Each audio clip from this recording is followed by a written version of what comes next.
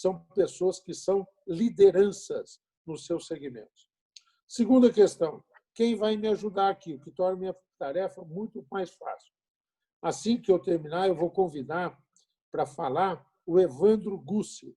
Hoje, ele foi deputado federal, hoje ele dirige a Única, que coordena todas as unidades produtoras de cana, processadoras de cana-de-açúcar, produtoras de açúcar, etanol e bioeletricidade do nosso estado de São Paulo e da região sudeste, porque tem muitas associadas da Única nos outros estados.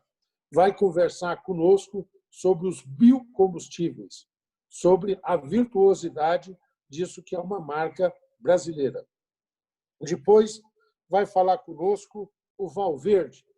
O Valverde hoje, José Valverde, que me ajudou durante muito tempo, foi o meu braço direito na política estadual, política nacional de resíduos. O Valverde hoje tem a incumbência de coordenar o grupo de trabalho instituído na Secretaria de Meio Ambiente e de Recursos Hídricos, Saneamento do Estado de São Paulo, coordena a implantação da Política Nacional de Resíduos no Estado de São Paulo. Depois, nós vamos ter a presença do querido Orlando Melo Castro, pesquisador, cientista, durante muito tempo dirigiu a nossa APTA, hoje está lá no Ministério da Agricultura, e o Orlando vai falar sobre a questão da sustentabilidade e agricultura, como é que esse diálogo e iniciativas estão acontecendo.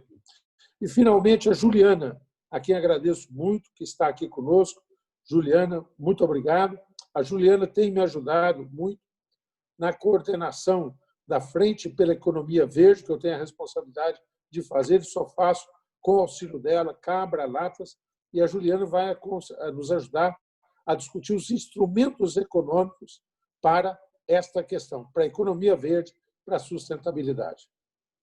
Minha parte, me permito aí, até por conta de uma reflexão a quem agradeço muito, o Ziraldo dos Santos, que é um dos consultores da Câmara, me ajuda muito em todo esse trabalho nessa questão, me fez uma lista do que eu deveria dizer. Certamente não vou dizer com o brilho que ele tem, mas é lembrar que isso que hoje nós iniciamos esta semana, várias atividades acontecendo, a questão do meio ambiente veio se alterando muito esse conceito ao longo do tempo.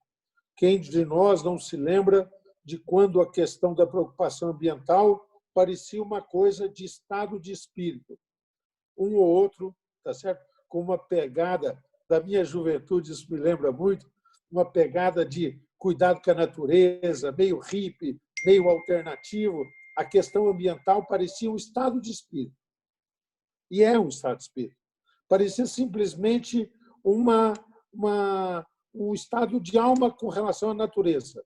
E ainda é isso, porque isso nos faz diferente, isso nos dá sensibilidade, mas a questão ambiental foi evoluindo muito disso. De uma visão que era originalmente só conservacionista e que tratava a natureza quase como um relicário. É meio colocar uma redoma, e aí se criam parques, unidades de conservação. O conservacionismo era o conceito, isso vai evoluindo depois para a preservação. Isso tem um aspecto muito importante numa coisa que marcou o Brasil, Rio 92. Eu já estava, nesse tempo, lidando com isso. As mulheres aqui, estou vendo a Juliana Petullo, nem eram nascidas nessa época, eles são muito mais jovens, mas na Rio 92 se formaliza uma evolução muito importante e se cria o conceito de desenvolvimento sustentável, tá certo? Que era o primeiro sinal de que a questão ambiental não se opunha ao desenvolvimento. Não era uma barreira contrária a isso, tá certo? Mas ela via o desenvolvimento segundo determinadas premissas. E tinha uma visão daquilo que nós chamamos de utilização racional dos recursos naturais.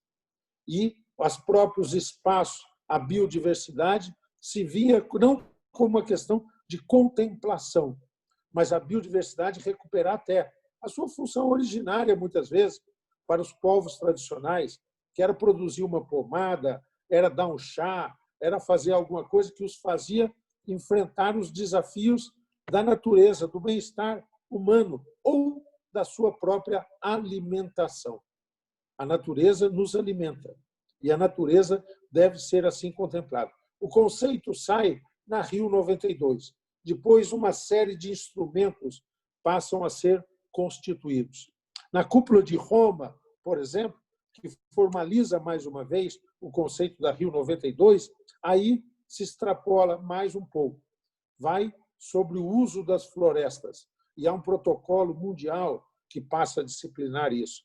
Fala sobre a questão da biodiversidade e começa também a normatizar essa relação sobre responsabilidades, quais são os patrimônios que isso significa, tá certo? E se estabelecem premissas também da utilização da biodiversidade e se institui aí também toda a preocupação com relação à mudança climática.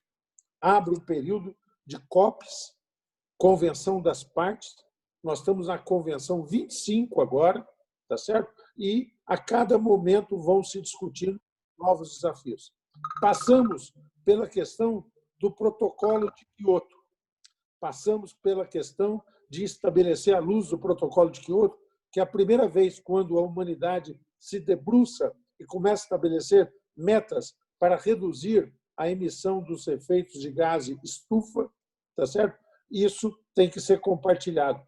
E os países passam a assumir determinados compromissos com relação ao quanto compareceriam com relação a isso. Se institui um mecanismo, olha aí, Juliana, o MDL, Mecanismo de Desenvolvimento Limpo, para, primeiro momento, se instituir uma métrica de negociação sobre o quanto você conseguir diminuir disso. Isso passa a ter valor, né? E nós começamos a flertar com uma série e um capítulo muito importante, que é exatamente a busca para instrumentos econômicos que possam mensurar isso.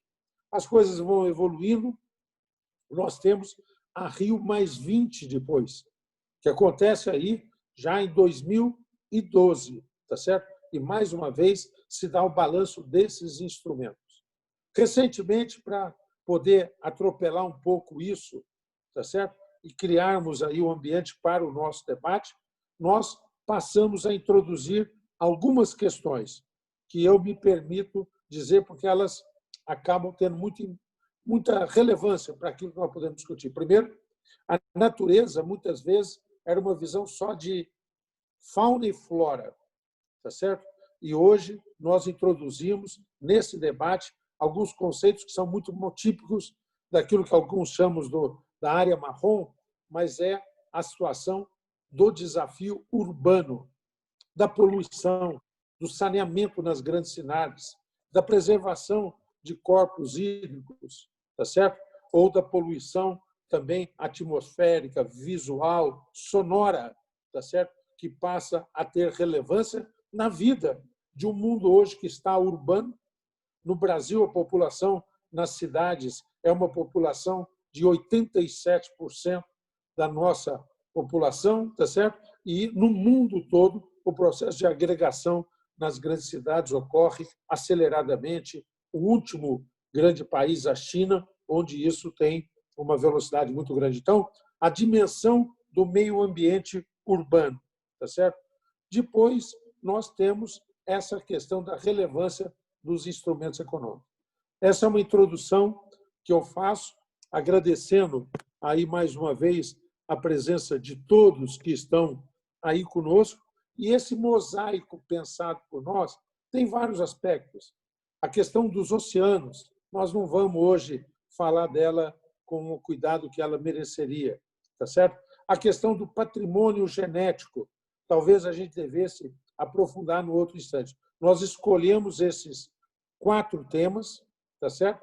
Que são as energias renováveis, com ênfase no biocombustível, a questão dos resíduos sólidos, e convidar o Valverde a falar também da questão das cidades, do saneamento, obviamente nisso, a questão do Orlando com agricultura e sustentabilidade e agricultura, e fecharmos nos instrumentos econômicos.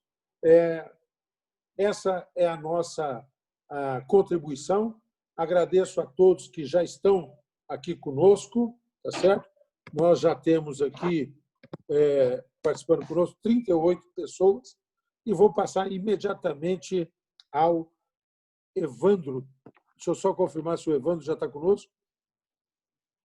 O Evandro Gussi entrou? Estou aqui, desde o início. Então, agradecê-lo mais uma vez, havia saudado desde o início, reitero, ex-deputado, presidente da Única, referência para nós todos na questão ambiental, líder político e, hoje, um líder empresarial também. Muito obrigado, Evandro, tá certo? Com você a palavra. Bom, dois títulos que me orgulham muito, dando boa tarde a todos. Primeiro é ser seu amigo e, segundo, aprender muito com o deputado Arnaldo Jardim, tanto no período que estive lá na Câmara e ele também como secretário de Agricultura de São Paulo, um secretário com essa visão ampla, né, em relação à sustentabilidade. É uma honra estar aqui com pessoas de um nível tão elevado, todos os que estão aqui. E eu vejo que o deputado Arnaldo Jardim fez um resumo fantástico de qualquer coisa que a gente possa pensar em meio ambiente no século XXI. Eu me lembro que no início da minha vida acadêmica eu fui desafiado a assumir uma cadeira na Unesp, Universidade Estadual Júlio de Mesquita, lá em São Paulo, no curso de Engenharia Ambiental, para dar aulas de Direito Ambiental, né?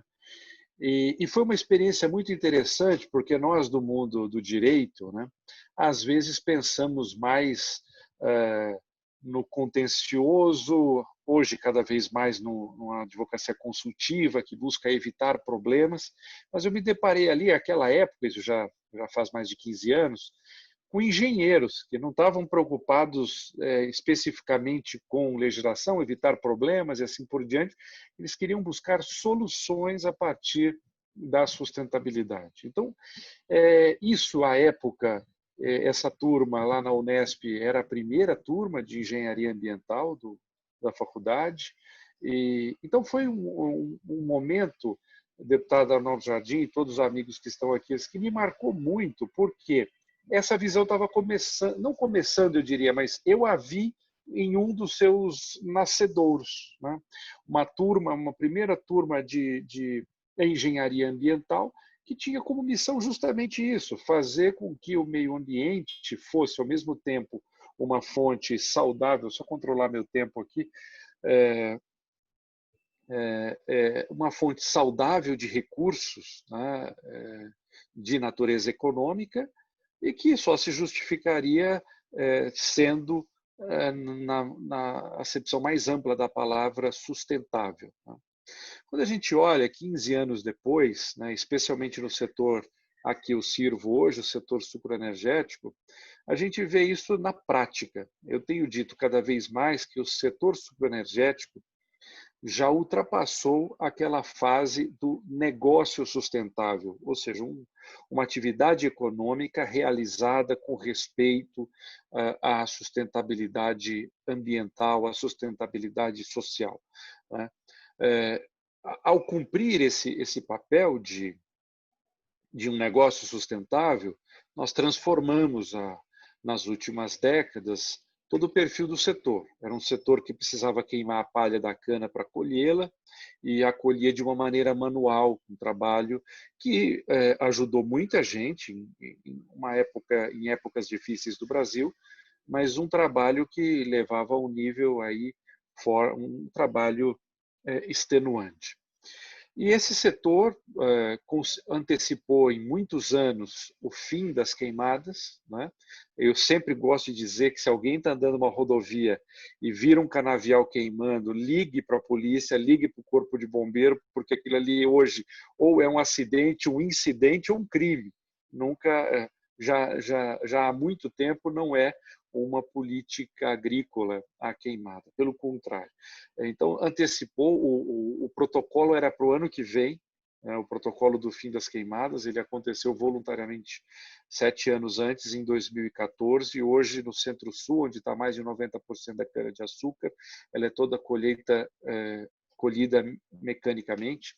E com uma coisa interessante que nem todos sabem, a Única, com outras entidades, organizou, há pouco mais de 10 anos atrás, o programa Renovação, porque nós tínhamos um contingente enorme de cortadores de cana que, se fosse deixado no ponto morto, não teria espaço nesse novo perfil da atividade sucroenergética, sobretudo na sua dimensão agrícola. E aí o programa Renovação permitiu a requalificação de mais de 400 mil colaboradores. 400 mil pessoas passaram por processo de requalificação profissional, e a gente tem, inclusive, no YouTube da Única, no Única TV, uma série super interessante que se chama Gente Única, em que nós mostramos algumas das milhares de histórias de pessoas que eram cortadores de cana e que hoje pilotam máquinas ultra sofisticadas e gerem empresas e contribuem de uma maneira determinante para o sucesso desse setor. Então, essa foi a fase do negócio sustentável. Um dos setores que mais reflorestou no Brasil, né, dos maiores índices de recomposição de vegetação nativa, sobretudo com o protocolo etanol mais verde, enfim, toda a recuperação de matas ciliares, e hoje você tem muita dificuldade em descobrir se o proprietário da terra e o gestor da usina tem mais orgulho da cana dele ou da sua mata ciliar, na maioria dos casos. Agora, além disso, nós estamos hoje, e aqui eu vejo muitos setores com os quais eu tive alguma oportunidade de interagir, mais direto ou indiretamente, todos nós já damos como fato dado termos um negócio sustentável. Já não é um grande mérito fazer isso. E por isso que o setor sucroenergético ingressou no século XXI com uma nova pegada, né? Sobretudo nessa última década. Além de ser um negócio sustentável, ter a sustentabilidade como um negócio. Esse acho que é o grande desafio do empreendedorismo de hoje em dia, né? E o do futuro. É ter a sustentabilidade como um negócio. Então, hoje, fazer a coisa direito, preservar o meio ambiente, saber que a terra dá e ela precisa ser cuidada, precisa ser zelada, e assim por diante, já tem que se tornar trivial. No fundo, é o seguinte: quem não faz isso está cometendo crime, né? Mas o desafio que se coloca para nós do negócio, da sustentabilidade como um negócio. E aí entra bem o RenovaBio. O que é o RenovaBio? Política Nacional de Biocombustíveis, que busca reduzir a emissão de carbono na matriz energética.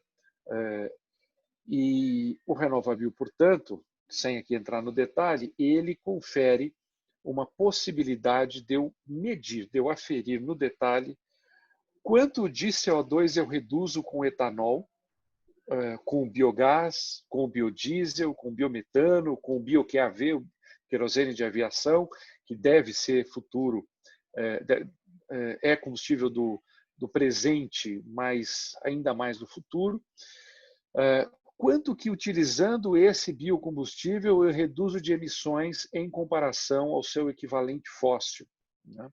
A Embrapa, que está aqui conosco, capitaneou aí um cluster de entidades públicas e privadas desenvolvendo a chamada RenovaCalc, uma calculadora de balanço de carbono, em que eu ponho toda a operação da usina, qualquer produção de biocombustível ali dentro, e eu consigo aferir o quanto eu estou economizando de carbono na produção, na utilização daquele biocombustível, levando-se em conta um conceito super importante, que é o da avaliação do ciclo de vida. Porque nós não podemos cair na falácia, né, no caso da mobilidade, do conceito tanque-roda, em que eu vou aferir a emissão de um veículo só da sua alimentação energética até o seu escape, seu esgotamento energético. Eu preciso aferir toda a cadeia. Então, quando eu falo das emissões reduzidas do RenovaBio, eu me refiro a toda a cadeia do setor sucroenergético. Então, o quanto eu gasto de diesel para trabalhar aquela terra, para plantar, para colher, para transportar, o quanto eu gasto de insumos e o quanto esses insumos carregam de pegada de carbono, enfim, tudo ali é mapeado. E o que isso gera? Quanto mais eficiente ambientalmente e energeticamente eu for, melhor a minha nota, mais vale em termos de crédito de carbono esse biocombustível.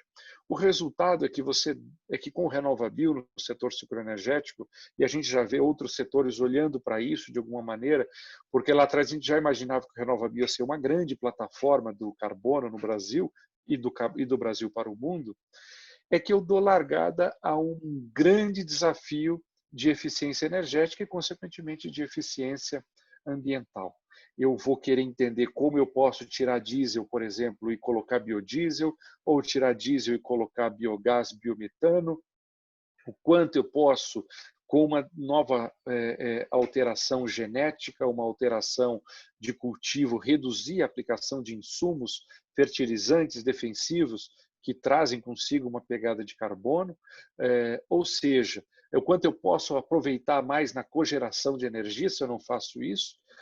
Um setor que hoje produz aí uma parcela importante da eletricidade do Brasil, uma energia de novo limpa. Então, nós entramos no processo da sustentabilidade como negócio.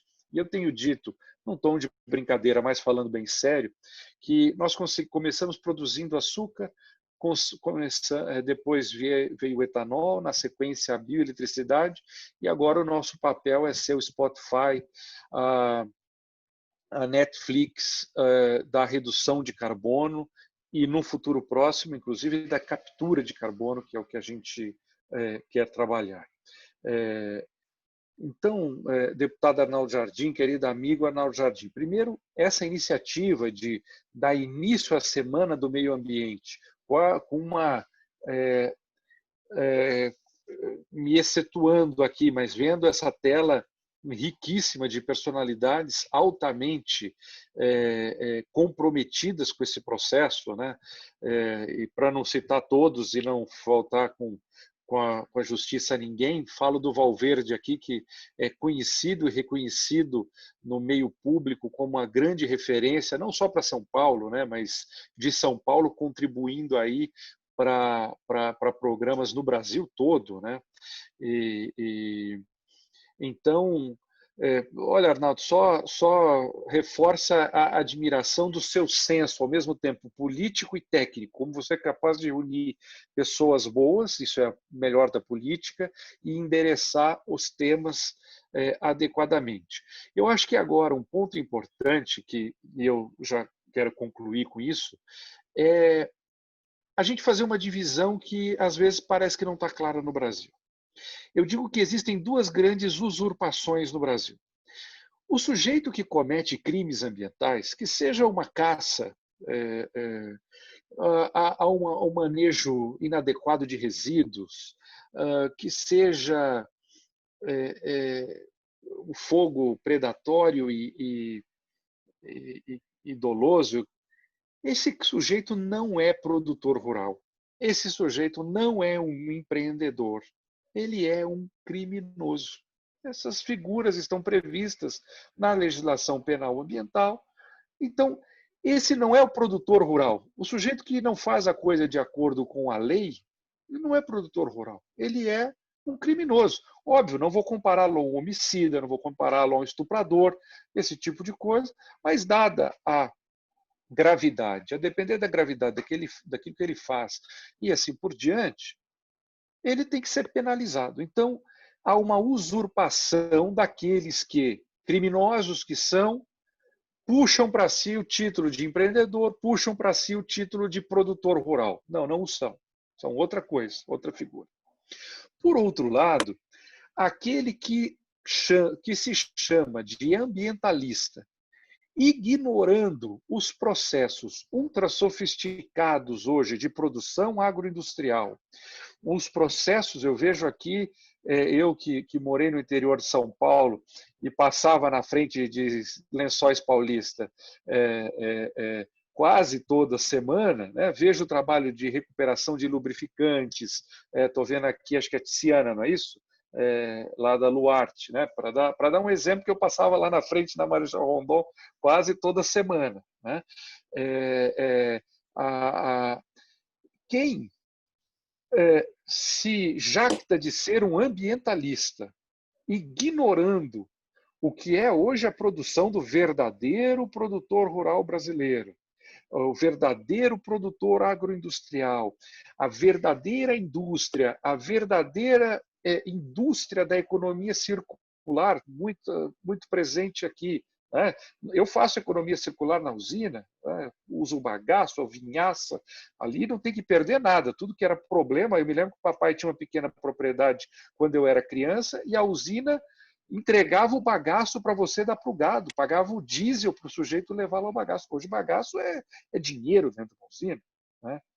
Então, voltando e terminando, aquele que se diz ambientalista, mas que no fundo é um revolucionário que sequestra a pauta ambiental como sua, também não é ambientalista. Né? Por quê? Quando a gente chega assim no frigir dos ovos, nós vamos ver que o autêntico produtor é hoje o principal ambientalista e o principal ambientalista o autêntico produtor. Então, acho que essa é uma mensagem importante, a sustentabilidade como negócio e termos, de fato, aí os nomes certos para as atividades certas. Arnaldo, quero continuar aqui até o fim, ouvindo todo mundo. Eu entrei exatamente no horário e ouvi toda a sua exposição brilhante, com um resumo enorme, e espero que eu possa ter contribuído aí de alguma maneira e continuo aqui aprendendo e à disposição. Muito obrigado pela oportunidade, viu? Muito obrigado, Evandro. Nós que agradecemos muito, contribuiu muito, testemunho vivo de mudanças importantes que aconteceram, fez um belo histórico e colocou conceitos que certamente em todos terão aí repercussão. Uma delas já foi o Petros. O Petros já nos mandou uma pergunta. Ele se lembrou de uma resolução que, ao tempo que estávamos na secretaria, publicamos uma resolução que determinou um novo conceito sobre controle do uso do solo, tá certo? Redefinindo toda a questão de curvas de níveis à luz da nova forma de exploração, e ele acabou avançando com uma outra ideia. O produtor é produtor de água também? Como é que pode ser isso? Como é que o produtor rural dialoga com isso? E nós vamos ter muita gente. Olha, eu quero saudar cada um, eu vou mencionando aí com cuidado, mas é lógico que temos jovens aqui, políticos, bons políticos. Saúde na figura do Leonel, vereador de Iacanga, que está conosco, faz um belo trabalho. Pesquisadores, já mencionei alguns, e acrescento nessa lista a querida Cíntia Cury, da Embrapa, e o nosso presidente, foi um grande presidente da Embrapa, nos prestigia aqui, o Silvio Crestana. Muito obrigado, Silvio. Saudar o Vitor Bica, que está conosco, é diretor da Coca-Cola no Brasil e dirigiu sempre, durante muito tempo. E o Oswaldo Aldrigue, nosso querido amigo, também um craque na área de resíduos, que é diretor da Abrel.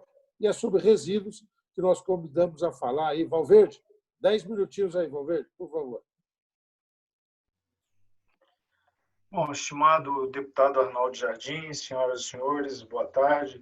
Deputado, eu trago um grande abraço e os cumprimentos pela realização desse evento do engenheiro Marcos Penido, secretário de Infraestrutura e Meio Ambiente aqui do Estado de São Paulo. Um evento muito necessário, com toda essa programação que você hoje nos traz aqui, onde, num momento tão nebuloso em vários aspectos e no momento onde a gente comemora a Semana do Meio Ambiente, cabe sim uma reflexão das conquistas, mas também daquilo que nós teremos adiante no setor de meio ambiente e, sobretudo, nas questões que envolvem os resíduos sólidos e o saneamento, e, em lato sensu, a questão do ambiente urbano, ou do meio ambiente artificial.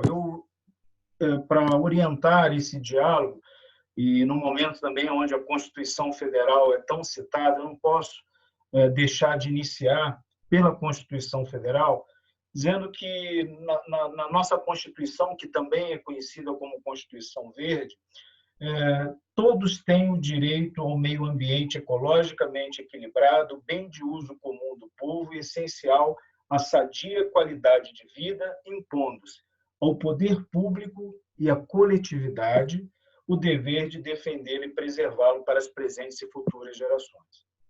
Isso é muito importante, Arnaldo, porque eu vi o início das tuas publicações, das tuas reflexões e textos, saudando a Semana do Meio Ambiente, e essa sua fala inicial, começando do ambientalismo e chegando ao desenvolvimento sustentável, é o que justamente dá todo o sentido do que nós estamos fazendo aqui. E que também isso que esse texto constitucional, ao meu ver, nada mais é do que acentuar a cidadania ambiental. Você, enquanto parlamentar, tem exercitado muito isso no seu mandato e, mais do que exercitado, você tem também estimulado, seja nas legislações, nas políticas públicas, essa articulação entre o poder público e a coletividade que nós, também dirigido por você, conceituamos isso como uma responsabilidade compartilhada. E ter aqui nesse evento, eu quero muito por algumas entidades que aqui estão, seja a ANAGEA, a Viviane, a Associação Nacional dos Gestores Ambientais, a Ambioluc, pelo Manuel Braulio, os próprios colegas aqui do Instituto de Cidadania Ambiental, mencionar, sobretudo no momento onde a sociedade civil, que é protagonista da tutela do meio ambiente, está tão acuada, está tão questionada, um evento como esse tem um papel também de afirmar a importância e o protagonismo da sociedade civil. Então, dentro desse cenário de ambiente urbano, desses dois tempos, eu também recorro aqui a dados da ONU, que apontam que até 2030, ou seja, em 10 anos, em uma década, nós vamos ter na América Latina cerca de 92% das pessoas morando nas cidades. Então, e a tua reflexão também logo de início da Semana do Meio Ambiente, ao falar de resíduos, dos desafios dos resíduos sólidos e do saneamento, também nos coloca, sobretudo, o desafio dessa universalização, ou seja, de levar os serviços para que haja sustentabilidade nesses dois temas. Que hoje, no Brasil, eles têm, ao mesmo tempo que uma articulação, inclusive promovida pela própria Política Nacional de Resíduos Sólidos, eles têm cenários muito distintos, né?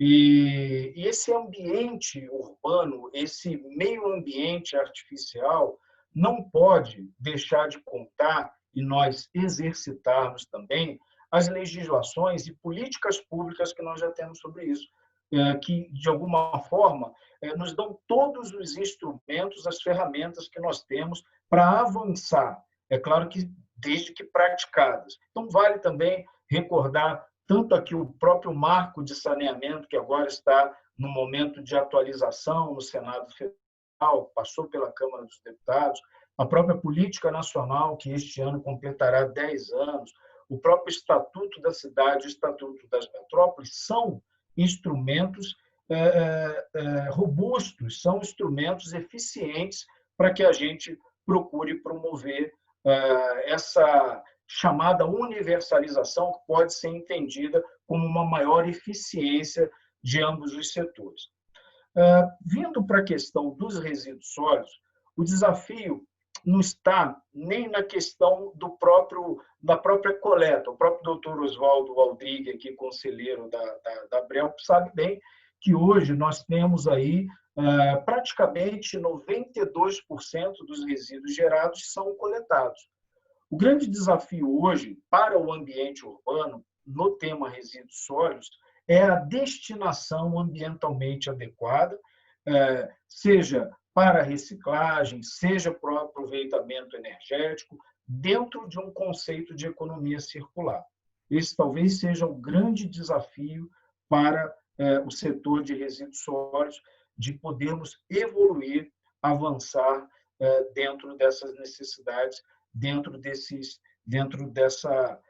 daquilo que vai diferenciar o Brasil do século XIX, que ainda estamos em matéria de gestão de resíduos sólidos, e nos próprios desafios, que, sobretudo, São Paulo já tem mais superado, mas que é um desafio, o Ferrari e o Alexandre Pires, que também aqui estão, colegas da Sabesp, sabem bem do quanto temos avançado aqui no estado de São Paulo, mas que destoa da realidade do Brasil. E esses dois temas, resíduos e saneamento, são fundamentais para o equilíbrio e para que haja bem-estar para a coletividade.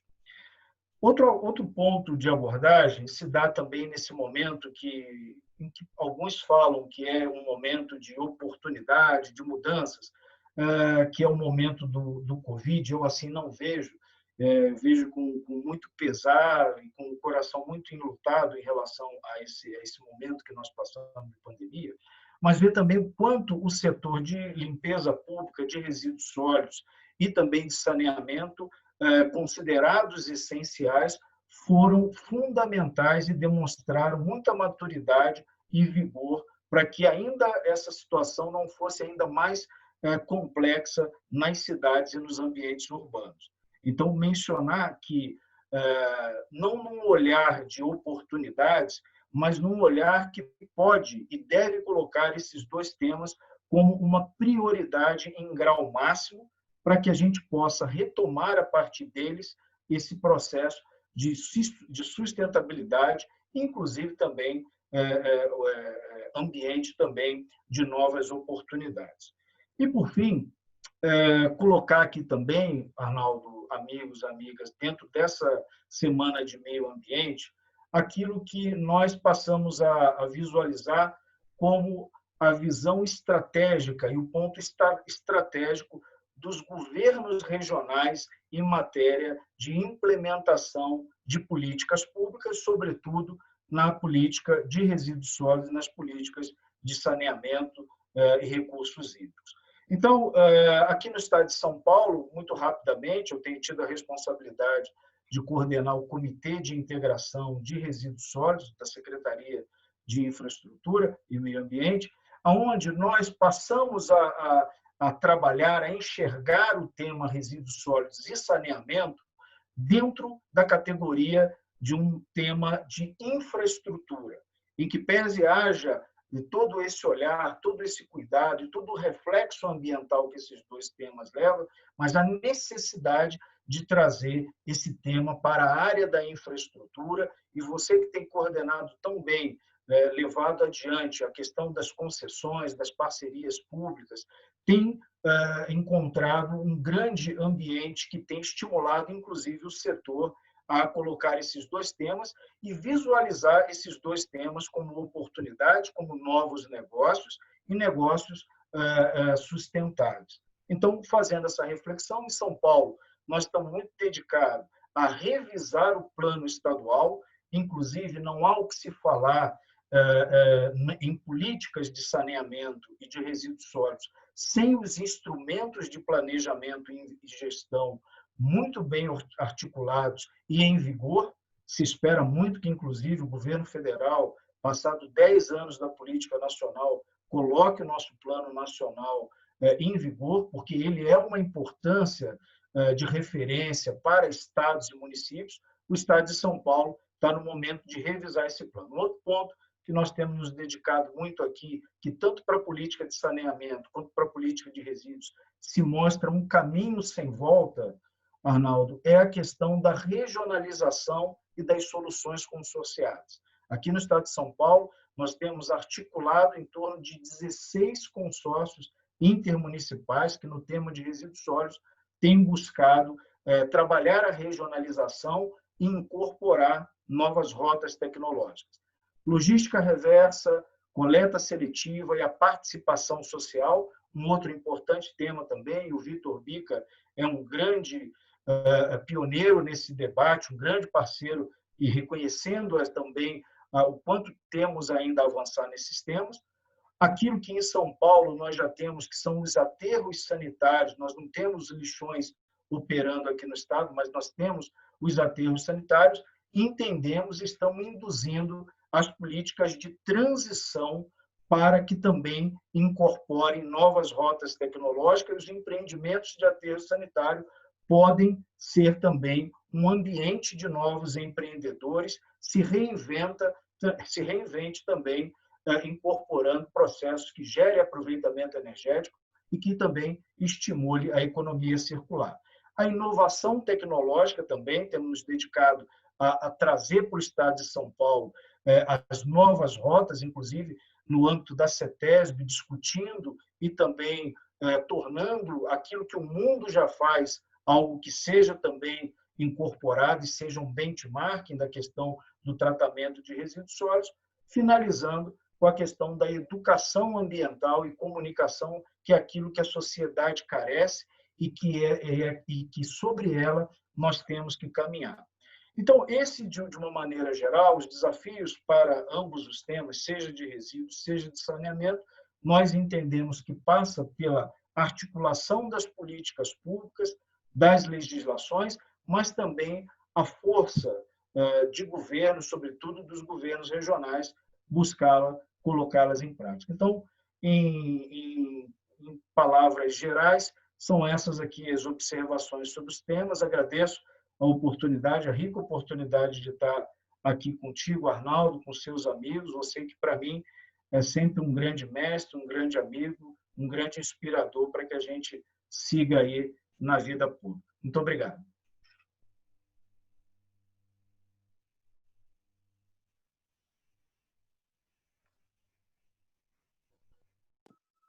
Muito obrigado, Valverde. Eu que agradeço. Coisas muito interessantes.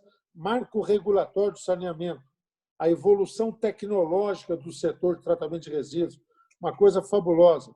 Implantação da logística reversa, a dimensão que os consórcios podem adquirir para dar escala ao tratamento e recolhimento e disposição de resíduos.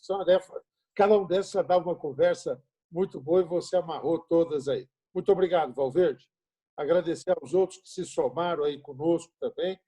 Nós estamos com uma grande participação e, para dar agilidade, aí, passar imediatamente ao Orlando Melo Castro, que vai nos apresentar exatamente esses princípios, tá? Sustentabilidade na agricultura, agricultura sustentável. Por favor, Orlando.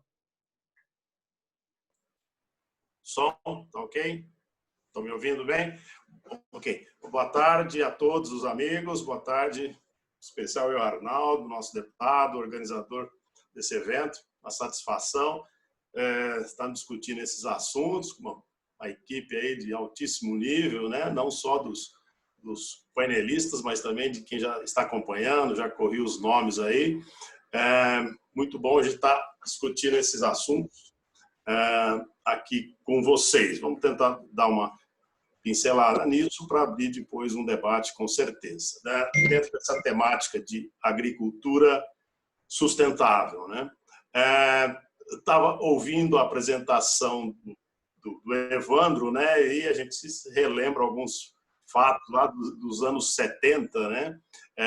Onde eu morava em Piracicaba, estudava lá na Luiz de Queiroz, foi quando se implantou o Proálcool, né? E aí foi aquela revolução em termos de produção do etanol, ou do álcool, né? Na época era o álcool, né? E aquele problema todo que nós tínhamos com vinhaça, etc., que jogava nos rios, o mau cheiro nas cidades, enfim, isso se superou com o tempo. Quer dizer, se superou por conta de buscar soluções, a pesquisa achou o que fazer com a vinhaça e hoje é um assunto que já nem se discute. Claro, temos problemas pontuais aqui e ali, mas isso já virou solução, e muitos outros, né? Na agricultura, nos anos 70, 80, nós tínhamos problemas seríssimos de conservação do solo, de erosão, e com sistemas de manejo de produção, especialmente culturas anuais, isso foi superado, principalmente com o plantio direto, que na época era o diferencial, e hoje, eu digo sempre,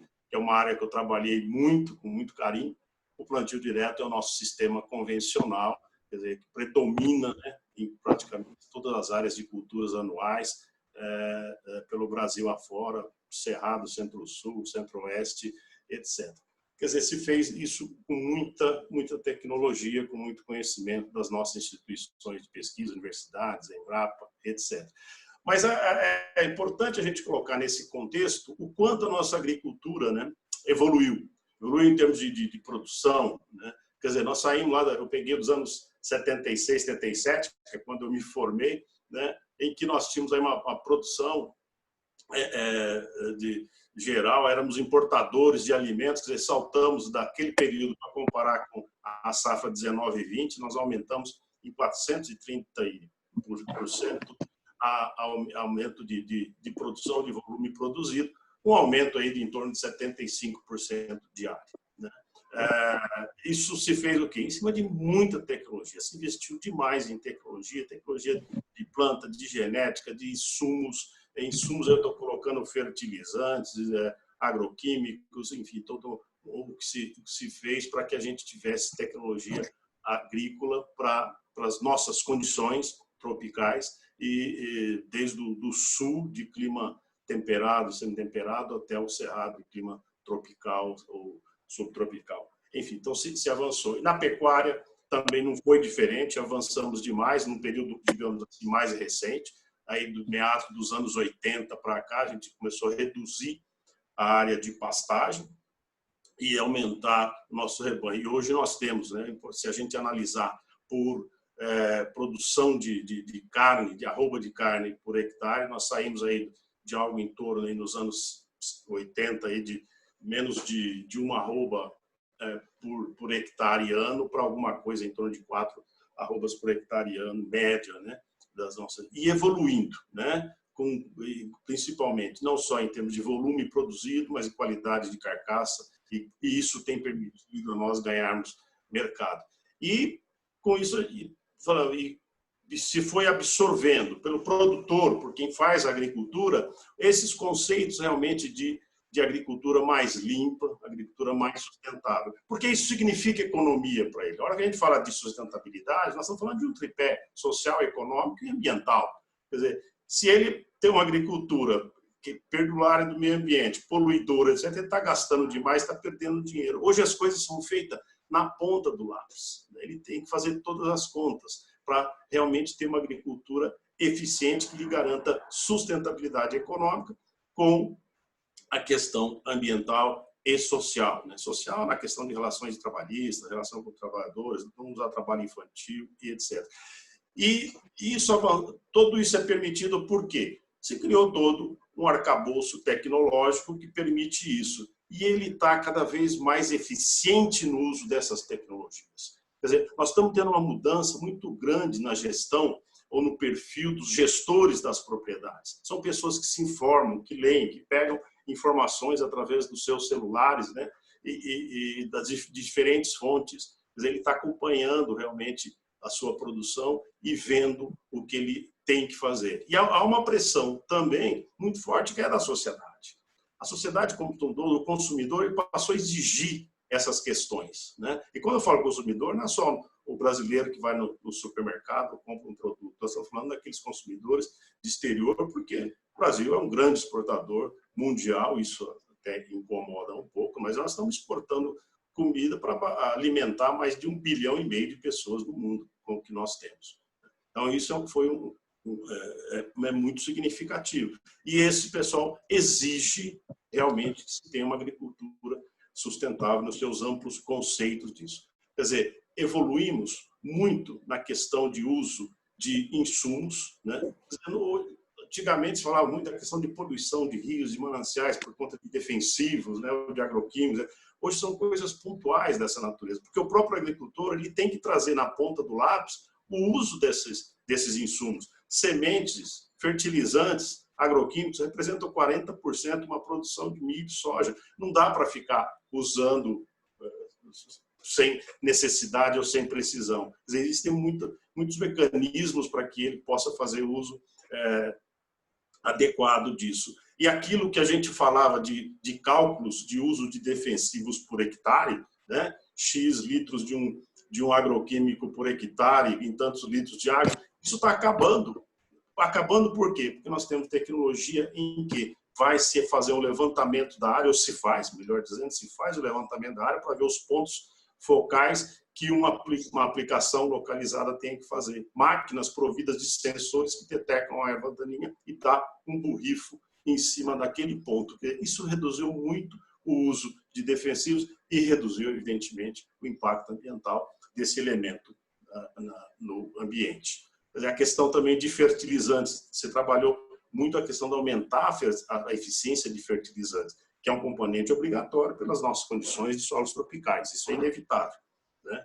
Mas nós estamos trazendo outros elementos para compor essa questão de insumos dentro da propriedade. Vocês acompanharam a semana passada, né?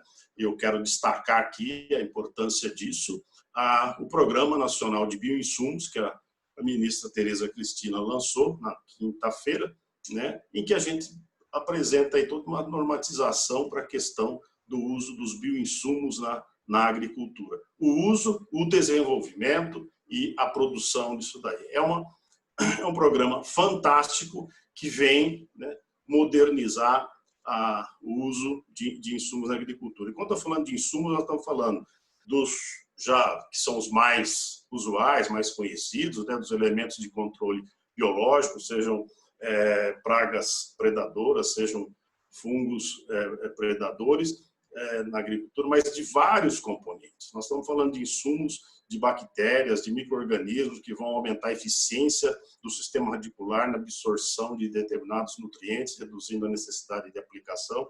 Nós estamos falando de micro-organismos que vão praticamente reduzir ou dispensar o uso de determinados fertilizantes, como já acontece com os risóbios da soja, que é coisa antiga de pesquisa feita pela doutora Doberani da Embrapa. Está aí uma realidade que às vezes já está incorporada no sistema de produção, dispensando o uso de nitrogenados em soja e algumas outras leguminosas. Isso vai se expandir para outras espécies, gramíneas, etc.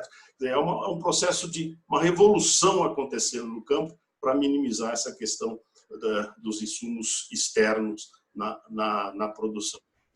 Que é a evolução que nós vamos ter na agricultura, e o agricultor vem incorporando esses fatores na sua produção. Agora, evidentemente, que nós temos alguns problemas. O Evandro colocou muito bem. Então, nós somos crucificados, às vezes, por muitas coisas erradas que acontecem. E ele disse bem, né, eu vou entrar nesse assunto, mas não há necessidade. Por quê? Tem gente que comete crimes ambientais e isso tem uma legislação para puni-lo. Tem leis para isso, para puni-lo. É um criminoso. Só que esses crimes ambientais acabam sendo a referência do agronegócio brasileiro. E não é isso. Hoje, quem está produzindo de fato no país, nos diferentes biomas que nós temos, está produzindo muitíssimo bem. Quer dizer, a nossa produção, o fazer dentro da propriedade, né, está sendo muito bem feito em termos de sustentabilidade. E ele sabe que ele tem que fazer isso por questões econômicas e de mercado. A pressão está aí, existe, né?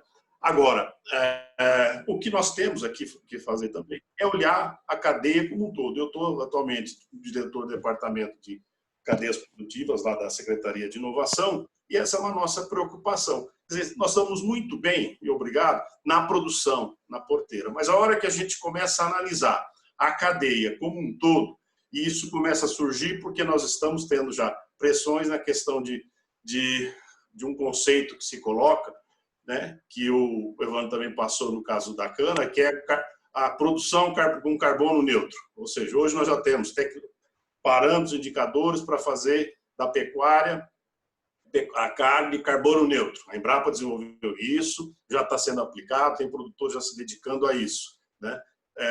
E já vem a pressão para a questão da soja carbono neutro. Aí o bicho pega, porque se eu tenho dentro da propriedade uma produção carbono neutro, usando todos os conceitos, né, de respeito ambiental, de reserva legal, de uso racional de insumos, etc., etc., eu tenho que, na hora que eu coloco essa soja no porto, via caminhão, emitindo monóxido de carbono, CO2 aí via do caminhão, eu estou prejudicando a minha cadeia, e a cadeia é analisada como um todo. Então, nós precisamos começar a ficar atento nessa questão da cadeia completa, que eu acho que o RenovaBio está preocupado no caso da cana. Esse é um ponto que nós vamos ter que começar a trabalhar no conceito da cadeia toda, quer dizer, o carbono neutro para a cadeia toda. E isso vai vir, essa cobrança de mercados externos e importadores. Este é um ponto. E também analisar a cadeia como um todo, que quando a gente fala da produção, por exemplo, da pecuária, né? Pecuária sustentável, eu não posso analisar somente aquele produtor, o que faz a engorda e entrega para o frigorífico. Via de regra, esse está muito bem. Mas nós temos um problema que a pecuária, ela começa lá em quem produz o bezerro, que às vezes passa por 5, 6, 8 propriedades diferentes. Todos esses sistemas têm que ter sustentabilidade garantida, para que eu possa ter a convicção de que aquela carne final ela é sustentável e possa carregar essa marca. Então, isso é um aspecto que nós temos que elucidar pelo sistema de produção que nós temos. Eu queria, finalizando, acho que já estou passando do tempo, né, Arnaldo, colocando esses tópicos aí para a gente discutir, mas nós temos, finalizando, só queria dizer que nós temos um problema, talvez, seríssimo, né, de comunicação. Comunicamos muito pouco o que nós estamos fazendo muito bem feito e outros estão comunicando muito bem no sentido de acesso, né, àquilo que acontece de errado de uma minoria, que é muito mais crimes ambientais ou passíveis da legislação, da lei que está aí, do que realmente produtores que se dedicam a produzir, sejam grãos ou sejam carne. Isso aí. Muito obrigado, Orlando. Muito interessante, vários aspectos, todos nós aí adoramos. O tempo é limitado, né? Mas é estimulante, né? Você falou de solos, você falou de água, você falou do tratamento aos resíduos, né? O caminho que isso abre para a questão da bioenergia, né? Coisa que se faz na suinocultura, na pecuária. Falou do INPEV, com esse trabalho de campo limpo, recuperação de embalagem agroquímicos, agrotóxicos, aí, coisas muito importantes, e falou do programa de bioinsumos. Não posso terminar a saudação a você, porque eu estou vendo também o Amorim, não sei se identifico outros, exalquianos, pessoas formadas na Exalc, que quarta-feira agora faz aniversário, que é uma instituição, tá certo, histórica, referência para todos nós aí. Muito obrigado, Orlando. Vamos passar rapidinho. Nosso tempo um pouquinho deu uma atropelada, já passamos das 3 horas. Nossa ideia era terminar um pouquinho antes, mas vai dar tudo certo. E vamos ouvir a Juliana. Não sem antes aqui, o Hélio já me deu 2 reprimendas aqui. Primeiro, todo mundo está aguardando aí o seu tempo e tal. Se vocês, todos aqui já manuseiam bem. Eu aprendi esse Zoom nessa época da quarentena, né? Hangout, Meets, eu estou nesses aplicativos todos, nós estamos todos aprendendo juntos, né? Mas aqui, particularmente no Zoom, vocês sabem, toca a tela, põe lá mais. E aí, lá tem o local, tanto para levantar a mão, quem deseja se inscrever, o Hélio está me ajudando, e eu estou vendo aqui, já para os debates depois, e para participar do bate-papo. Acabou de fazer isso o Renato Azevedo, que eu saúdo muito. Obrigado, Renato, por sua participação. Já fez perguntas aí sobre a questão de agricultura urbana, periurbana, agroecologia, hortas, tá certo? Coisas que nós vamos aí, sem dúvida, enfrentar essa questão junto com você, Renato. Muito obrigado. Então, quem quiser, faz lá, levante a mão para poder depois participar dos debates ou enviar a sua pergunta. Uma alegria, Juliana. Que bom que você está aqui, viu, Juliana? Muito obrigado. A Juliana vai falar conosco sobre instrumentos econômicos, o que ela tem me ajudado a debater lá na Frente pela Economia Verde, que nós temos tocado ali na Câmara. Muito obrigado, Juliana. Com a palavra. Obrigada. Deputado, gostaria de agradecer o convite e agradecer também a oportunidade à Abra Latas. Vou ser breve, para não estourar mais ainda o tempo. Uma breve apresentação minha: eu sou advogada da área ambiental, sou responsável pelo Departamento de Direito Ambiental do Martinelli Advogados, né? Juntamente com o deputado Cabralatas, temos trabalhado bastante nesse tema que eu vou falar aqui, que é a economia circular e os instrumentos econômicos de implantação, né? Além de tudo que já foi colocado aqui com muita propriedade sobre o tema, eu gostaria de colocar para reflexão um pouquinho uma visão mais macro do tema da economia circular, que está dentro da economia verde, que eu vou explicar um pouquinho, né? E o que seria uma mudança de mindset econômico para a consolidação do desenvolvimento sustentável, e aqui a gente pode falar não só nacionalmente, como globalmente, né? Os preceitos da economia circular, eles são essenciais para que ocorra essa mudança sistêmica de mindset, e eles acabam por gerar também oportunidades econômicas e de negócios, além dos benefícios ambientais e sociais de uma economia verde, né? Não é preciso, eu não vou destacar aqui, entrar no mérito de quais seriam os benefícios ambientais, né? De se fazer uma gestão correta de resíduos ou de preservar o ecossistema, mas vale lembrar que a economia circular, como já foi colocado também pelos outros expositores, os quais, inclusive, eu tenho o prazer e a honra de dividir aqui a exposição, falou-se muito na Política Nacional de Resíduos Sólidos, né? Que ela é a maior representante da economia circular aqui no nosso país.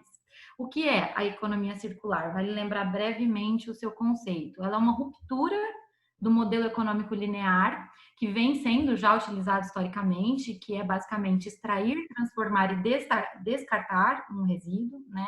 Em substituição ao modelo onde todos os tipos de materiais são elaborados para que sejam recolocados de forma eficiente na produção. Por isso, circular, né? Então, basicamente, a aplicação dos 3 R's: reduzir, reutilizar e reciclar na economia atual. Além disso, outras formas que você tem de implementar a economia circular é o reuso, o reparo ou a redistribuição do material para que ele seja reinserido no ciclo produtivo, né? E quais seriam os benefícios disso de uma forma bem rápida aqui? A redução da dependência dos recursos naturais, a regeneração de ecossistemas, a eliminação de desperdício e a diminuição de geração de resíduos e poluição. Além disso, num viés mais econômico, você tem valor agregado ao produto manufaturado a partir de uma economia circular, e também você mantém o produto e o material em uso, né? Desafogando um pouco ali o uso de recursos naturais, a extração deles, né? E como que funciona, quais são os instrumentos, como o deputado Arnaldo colocou aqui, que são úteis para a implementação de uma economia assim, né? Para uma revolução da nossa economia do jeito que ela era antigamente, a linear, e que agora é mais cabível a circular. Você tem os instrumentos de comando e controle, que são basicamente as normas aplicáveis, no caso, a Política Nacional de Resíduos Sólidos é um bom exemplo, e você tem os instrumentos econômicos, que não são normas, não são regras em si, mas são instrumentos que atuam diretamente nos custos de uma produção. A minha ideia aqui é trazer um pouquinho de informação do que tem acontecido globalmente, comparado com o que tem acontecido nacionalmente, para inspirar um novo diálogo e transformar isso aqui num espaço de brainstorming para a gente ter ideias e criar, que eu acho que esse é o motivo desse encontro, né? Quando a gente fala em economia circular, um dos sistemas mais comuns, mais conhecidos é o da União Europeia, onde lá eles têm um plano de ação que se chama Closing the Loop, que a ideia foi criar um plano econômico para estimular financeiramente a implantação de projetos de economia circular no setor privado, né? Então, o foco desse plano de ação é reduzir os aterros sanitários e estimular a reciclagem. E isso foi focado na União Europeia em alguns segmentos específicos. Primeiro, desperdício de alimentos, né, para diminuir isso pelo menos pela metade, descarte de plástico, matérias-primas essenciais, construção e demolição, biomassa e o reuso da água. E, além disso, teve também nesse plano de ação uma revisão da legislação aplicável à gestão de resíduos, né? Mais dois lugares que eu gostaria de mencionar como exemplos aqui é a China, que foi pioneira na implantação da economia circular por meio de da publicação de uma legislação chamada Circular Economy Promotion Law, em 2009, e a base dessa lei é exatamente a aplicação daqueles 3 R's que eu mencionei no início: reduzir, reciclar e reutilizar. E um outro exemplo que eu gostaria de levantar aqui é o dos Estados Unidos, que lá, quando a questão economia circular, as iniciativas são locais e não numa esfera nacional. Eu acho interessante a gente lembrar aqui do Zero Waste Goal, que foi uma meta implementada na cidade de São Francisco, que consistiu em alcançar zero geração de resíduos em 2020, ou seja, no ano que a gente está. Infelizmente, a meta não foi alcançada ainda, mas isso não impediu que a cidade se transformasse toda a cultura ali da comunidade na forma de lidar com os resíduos, e vários instrumentos foram aplicados lá, desde galpões enormes para separação do lixo, educação da população, para fazer a coleta seletiva em casa, dentre outros pontos, né? Agora, quando a gente vem para o Brasil, nós temos instrumentos econômicos aqui que, por mais modestos que sejam em comparação com esses planos nacionais que a gente vê em outros continentes e países, eles são extremamente inovadores, bem estruturados e têm causado impactos bem positivos, né? Além da Política Nacional de Resíduos Sólidos, que eu já mencionei na parte de comando e controle, a gente tem instituições de fomento, como o BNDES, para o setor privado implementar em suas operações a economia circular, né? Porque você tem que fazer toda uma modificação aí. Eu sei que eu estou falando com mestres aqui da área, mas você tem que fazer toda uma modificação do processo produtivo para que a economia circular de fato se consolide ali numa produção industrial, né? Outra forma, um pouco mais modesta no uso nacional ainda, são a emissão de títulos verdes, os chamados green bonds, né? Para que venha o investimento em sustentabilidade. E também gostaria de mencionar que no Brasil algo que tem um crescimento bem significativo nos últimos anos, que é a tributação verde, que ela estimula, em conexão com a economia circular, a reciclagem e o reuso de produtos finais na matéria-prima de uma nova produção, né? Fazendo o círculo. E normalmente essa tributação verde ela traz um tratamento tributário diferenciado em forma de um benefício, não estamos falando de taxação aqui, mas sim de um benefício fiscal, e normalmente acontece na esfera estadual, né? Cito inclusive aqui um estado bem debatido nesse ponto, que é o estado do Ceará, que possui uma legislação nesse sentido para uso de material reciclado na matéria-prima de nova produção, né?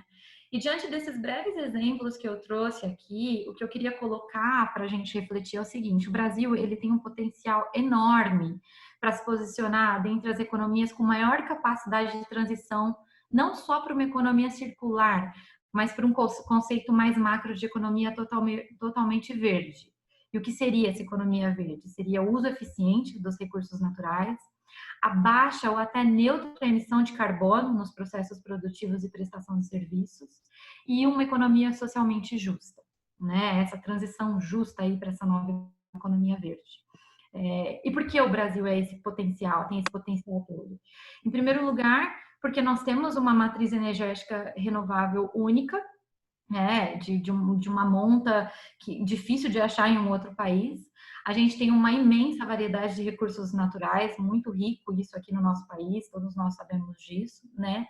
Inclusive, nós temos muito espaço físico, mesmo parecendo detalhe, é muito importante isso, para a implantação prática de uma economia circular, né, nas indústrias e prestadores de serviço de uma forma geral.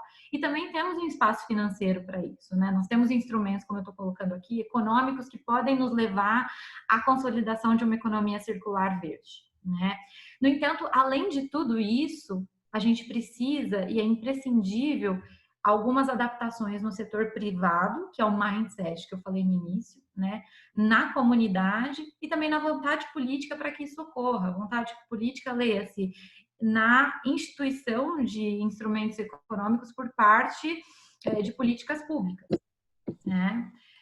Um exemplo aqui que é até um prazer usar esse exemplo hoje, porque eu diria que nós temos um dos pais do Renova Bio aqui conosco, o Evandro Bussi, uma honra dividir esse painel com os outros expositores, porque o Renova Bio, eu particularmente admiro muito essa política nacional de biocombustíveis e coloco ela, ao meu ver, como uma pioneira no mundo, né? O Brasil é pioneiro na hora de colocar uma política nacional de biocombustíveis como RenovaBio, em que se traz aqui um mercado de carbono para contribuir com a transição para uma matriz energética ainda mais limpa que nós já temos, né? E eu tenho certeza que o RenovaBio, ele representa muito bem a potência que o Brasil tem para liderar essa transição para uma economia circular e uma economia verde, porque ele, com certeza, está sendo visto como benchmarking para outros países e, inclusive, para outros segmentos nacionalmente e, quem sabe, até um dia, uma implantação de um sistema similar a nível global. E já indo para o final aqui da minha exposição, o que eu queria mostrar é a urgência da necessidade de implementação desses instrumentos econômicos no Brasil, não somente pelos seus benefícios sociais e pela sua contribuição para as NDCs brasileiras, que foram apresentadas frente ao Acordo de Paris, mas também para que o país se insira e opere dentro de acordo com a nova estruturação econômica mundial que a gente está vendo crescer. Falando um pouquinho sobre isso, né? Cada vez mais os sistemas econômico e financeiro, eles levam em conta o que a gente chama de critérios ESG, né? Que são os critérios ambientais, sociais e governança corporativa na hora de alocar os seus investimentos e recursos.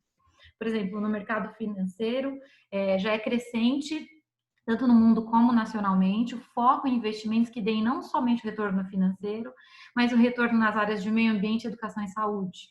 E esse cenário, levando-se em consideração tudo que a gente tem passado, toda essa crise da humanidade, não só da saúde, mas de reestruturação econômica, ele só vai se intensificar daqui para frente, né? Para ilustrar um pouquinho isso, em 2019 foram aplicados em sustentabilidade 31 trilhões de dólares, e isso representa 34% a mais do que foi aplicado em 2017. Né? A BlackRock, que é a maior gestora de investimentos do mundo, ela anunciou agora em janeiro que as mudanças climáticas vão se tornar o centro da estratégia dos seus investimentos. Né? E quando a gente fala do sistema econômico mundial, eu acho muito relevante colocar um pouquinho aqui a necessidade da gente começar a conversar nacionalmente sobre uma proposta do chamado Green New Deal voltado para o Brasil. O que são os Green New Deals? São os chamados pactos verdes que estão sendo propostos pelo mundo inteiro, né? onde se prevê e se propõe uma reestruturação econômica com base numa economia puramente verde. Né? Aqui, para citar, esses pactos eles têm uma visão macro, né?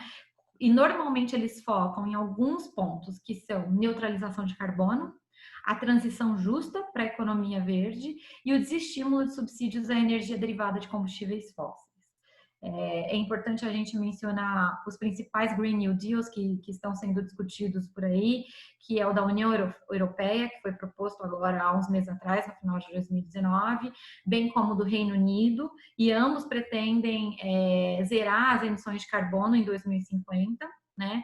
A Coreia do Sul é outra potência que também já apresentou seu Pacto Verde. Inclusive, a China, ela baseou seu 14º Plano Quinquenal para a Economia Nacional puramente no princípio do desenvolvimento sustentável e uso eficiente de recursos naturais, entre outros pontos sociais também abarcados ali pelo plano. Né? Então, o que eu trago aqui? O mundo ele está em discussão sobre essa nova economia, sobre essa economia verde. O Brasil ele não pode ficar de fora dessas discussões, especialmente pelo seu potencial como líder de tais discussões. Né? Porque aqui a gente tem como se empenhar para criar esses instrumentos inovadores, inclusive eles podem ser adotados em outras nações e também numa escala global, com base no que pode ser feito aqui no Brasil. Então, eu concluo os meus pontos falando que, além da importância da implementação nacional dos instrumentos que eu mencionei aqui, a presença brasileira em diálogos globais, como esses Green New Deals, por exemplo, faz com que o país também vá de encontro a esse novo perfil de economia mundial. E esse perfil, ele é consequência dessa mudança de mindset que a gente tem visto já há alguns anos, em que as questões sociais e a relação homem-ambiente são levadas em consideração na economia e no sistema financeiro. E essa transição para essa nova economia, a economia verde, ela já se iniciou e ela vai ser cada vez mais intensa nos próximos tempos. Então, isso é o que eu queria colocar. Mais uma vez, muito obrigada pela oportunidade. E eu fico à disposição para a gente trocar ideias e exposições a respeito do que eu coloquei aqui.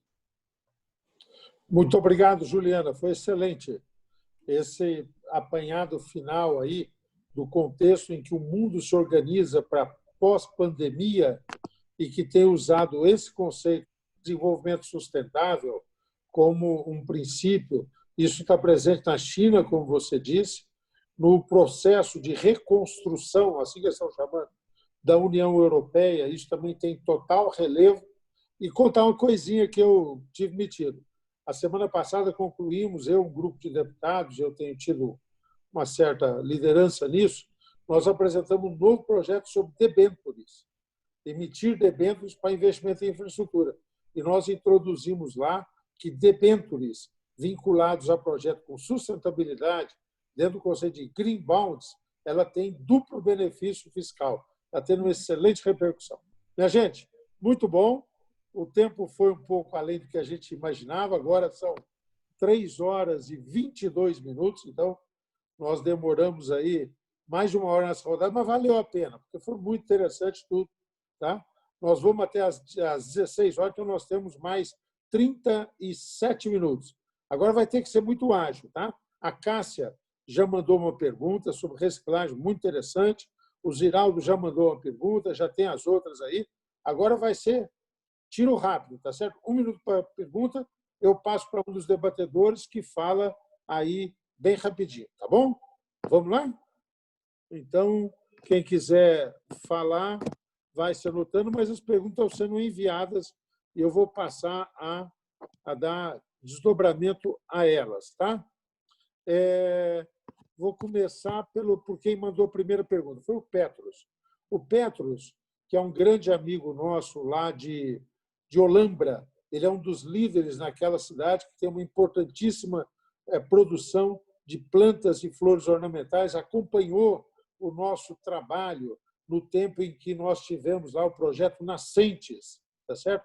E ele pega a questão de produtor de água. Agricultor, produtor de água, produtor rural, empreendedor. Dá para ser produtor de água? A pergunta, para uma resposta bem objetiva, é o Orlando Melo Castro, por favor.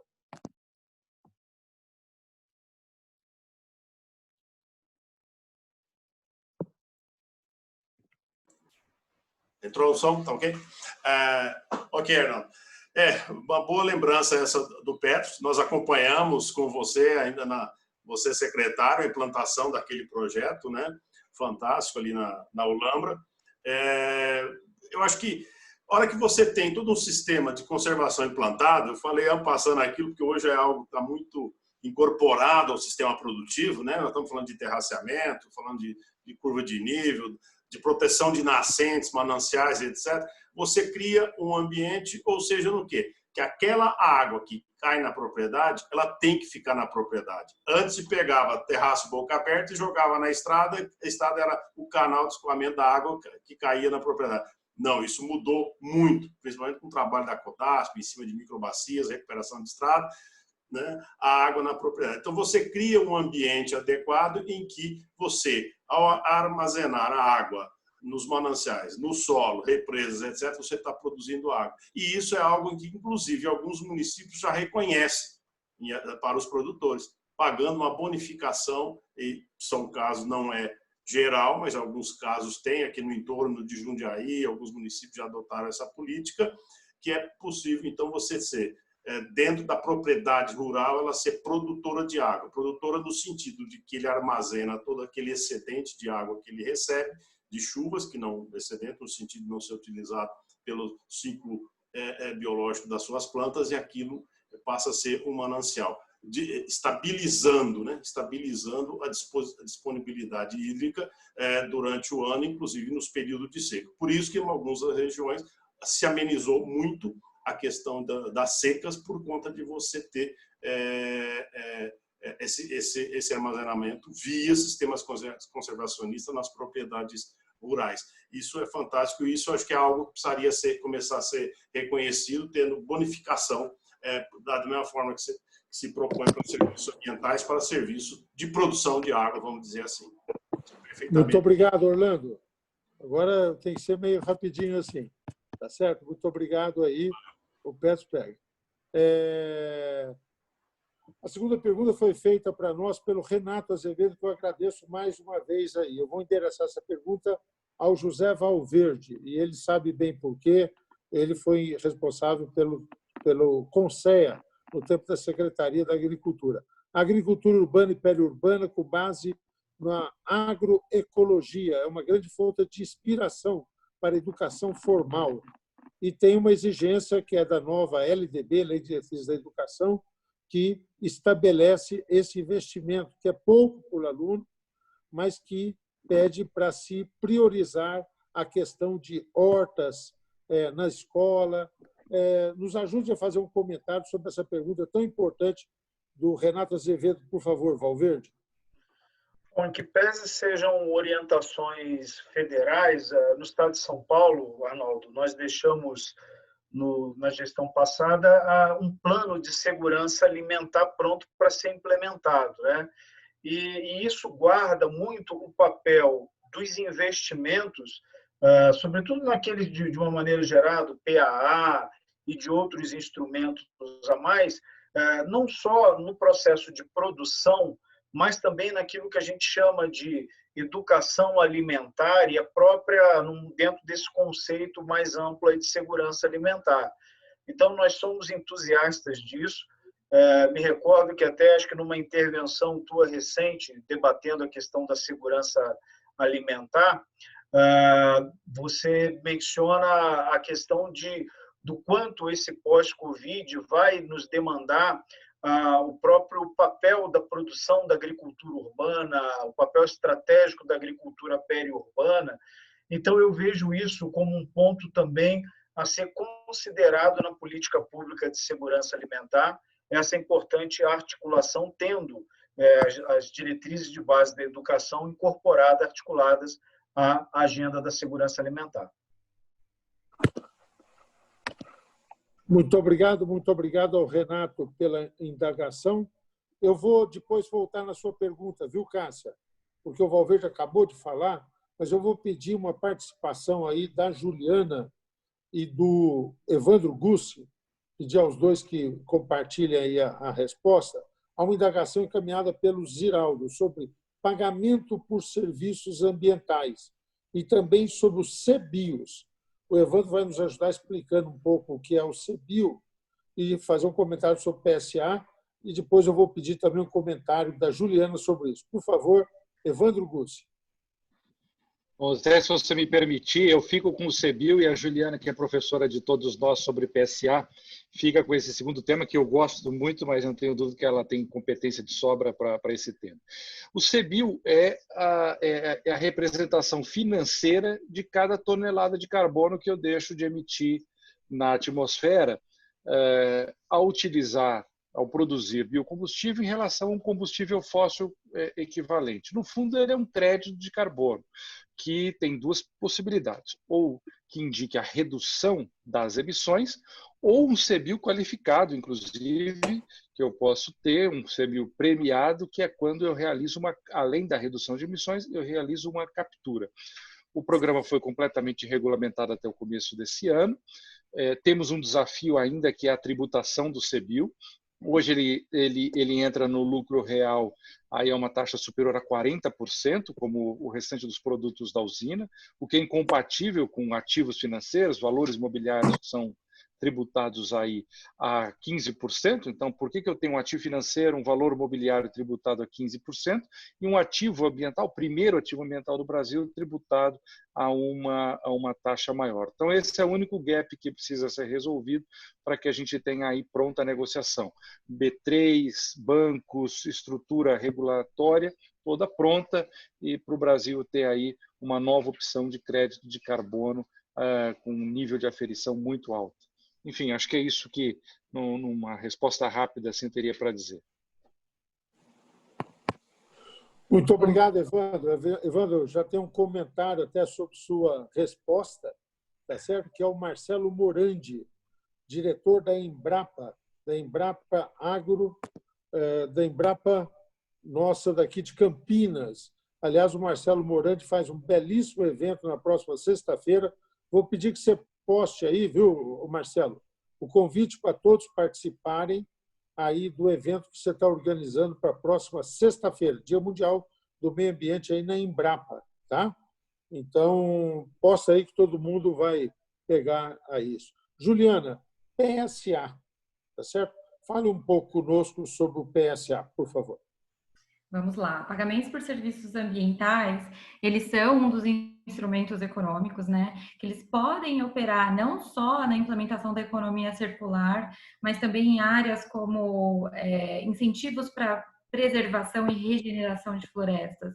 Isso foi, inclusive, o primeiro PSA que nós tivemos aqui no Brasil, na região amazônica, em que famílias recebiam bolsas de até R$300 para preservar uma porção do imóvel rural delas em vegetação nativa, né? Aí, para a gente ter aí um pouquinho do tato do quão abrangente é o PSA, você tem um PSA muito conhecido, que é o PSA de Nova York, da cidade de Nova York, em que a água canalizada da cidade, ela é potável, tendo em vista pagamentos por serviços ambientais para que essa água fosse potável e fosse acessível pelas pessoas também, não só para beber e usar em outros meios, né? Como que está o PSA no Brasil? Ele é um assunto muito discutido há muito tempo já, inclusive projetos de lei estão em trâmites para a implementação do PSA na esfera federal. No entanto, atualmente, ele ainda é mais discutido na legislação estadual e municipais para incentivar essa preservação, essa regeneração do meio ambiente, de ecossistemas locais e a pessoa receber um incentivo econômico para isso, né?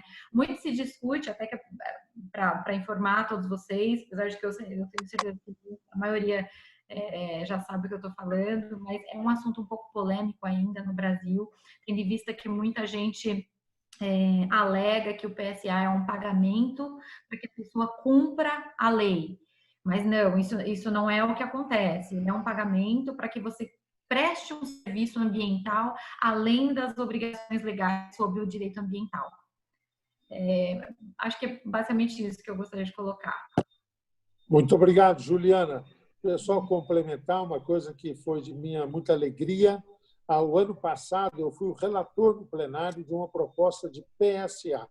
Foi aprovada na Câmara, foi para o Senado. Na Câmara foi praticamente por unanimidade.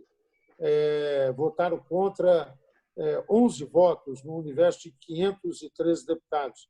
Tá certo? Está lá no Senado, nós estamos acompanhando, o Ziraldo também ajudando, estamos discutindo com o senador Contarato, que é o presidente da Comissão de Meio Ambiente do Senado. Está andando bem, acho que pós-pandemia anda rápido lá, isso é muito importante, como bem disse a Juliana aí. Muito obrigado, Juliana. Deixa eu fazer uma pergunta, então, aqui a Cássia. A Cássia agora aumentou o número de perguntas, eu estou me confundindo um pouquinho aqui. Mas, Cássia, muito obrigado aí. E depois tem uma do Vitor Bica, que eu vi também. Então, deixa eu fazer da Cássia. Infelizmente, diz a Cássia aqui para todos nós, uma considerável parte da sociedade urbana está muito distante de entender e praticar a reciclagem, mesmo com incentivos.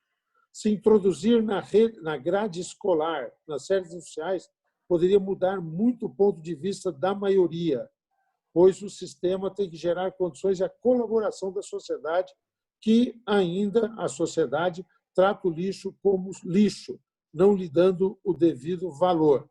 Estar nas escolas, na grade escolar, poderia mudar isso. Tá certo? Além disso, somar essa pergunta do Vitor Bica, tá? Que está cumprimentando a todos aí, tá certo? E saudando aquilo que tem sido aí esse cuidado com relação à questão de resíduos. Fala para a gente, Valverde, aí, conceito de resíduos, reciclagem nas escolas. Isso é um tema previsto na LDB? Como é que isso aí poderia ser fortalecido? Olha, primeiro, assim, né, nesse tema, eu invoco aqui a Política Nacional de Educação Ambiental, e aí até nem sei, é arriscado, porque eu não sei o posicionamento do professor Evandro Lucci, e da doutora Juliana, porque a Política Nacional de Educação Ambiental, ela, ao meu ver, ela é estruturante para essa questão da sensibilização. Tanto é que aqui no estado de São Paulo nós temos um dos eixos da implementação da política nacional em harmonia com a política estadual é a educação ambiental e comunicação, e até anuncio aqui de primeira mão, deputado, a orientação do secretário Marcos Benito. Nós vamos fazer um benchmarking sobre o tema, reunindo empresas, governos e sociedade civil sobre o tema da educação ambiental, mas fato é que a Política Nacional de Educação Ambiental ela veda a disciplina educação ambiental no ensino formal. Eu, particularmente, sou muito contrário a isso, acompanho com muita atenção a emenda do senador Cássio Cunha Lima, que tramita no Senado, porque ela não sou favorável que seja uma disciplina obrigatória, mas eu penso que as presentes e futuras gerações só vão evoluir nessa sensibilização a partir daquelas escolas dos níveis de ensino que possam implementar a educação ambiental nas suas grades formais. Ela vai contribuir muito para a implementação da política pública ambiental. Então, eu tenho uma convicção muito nisso. Sou uma minoria nesse pensamento, mas eu não acho que vedando que nós vamos encontrar o caminho, e tem se mostrado que nós não temos evoluído como deveríamos. Então, eu penso muito que há uma necessidade de nós, e aí não é só a educação ambiental, é a racionalização dos demais recursos, né? Mas eu penso que é o caminho, sim, e passa por uma modificação da Política Nacional de Educação Ambiental. Muito obrigado, Valverde. Eu tenho aqui, entre várias perguntas, uma do Manuel Brown, querido Manuel Brown, lá da Luarte. Luarte está aqui também representado pela Tassiana. Aqui eu saúdo os dois aqui. O Manuel, que preside a Ambioluc, reúne as empresas que têm esse compromisso, esse trabalho, essa atividade no sentido de reciclagem de óleos lubrificantes. Tá? E a pergunta dele é uma pergunta que eu vou fazer a todos os nossos expositores, pedindo um comentário de 1 minuto de cada um. Passo a ler a pergunta do Manuel Brown, que ela é mais de linhas mesmo, de diretriz. Diz aqui o Manuel, vocês estão vendo aí junto comigo. O momento é de pessimismo em diversos campos da vida no mundo. O sistema normativo reclama há anos por agilidade na burocracia. Por exemplo, a demora no licenciamento gera informalidades e desvios. O debate atual é paradoxal, com o desejo urgente de simplificação extremada. Temo a vulneração de direitos, retrocessos por estresse àqueles setores considerados consolidados que trabalham corretamente suas cadeias. Há exemplo dos modelos de êxito na logística reversa de embalagem de agrotóxicos e óleos lubrificantes, coleta, refino, que está em mais de 4.000 municípios e responde por 1/3 da produção nacional, uma economia circular. Então, vem a pergunta do Manuel após essa reflexão. Gostaria de ouvir o ponto de vista dos debatedores sobre como devemos agir para garantir e preservar as conquistas para setores maduros e que contribuem com o país, com o genuíno propósito no ambiente estável e seguro. Ou seja, eu agora traduzo numa frase, ele está dizendo o seguinte: nós sempre devemos evoluir, mas tem hora que a evolução coloca em risco coisas já consolidadas, acertadas, boas iniciativas. Como tratar disso? Evoluir sem retroceder. Vamos fazer uma rodadinha, respostas rápidas, um assunto muito complexo, mas comentário aí na mesma ordem aí. Evandro, nos ajude aí, por favor, Evandro.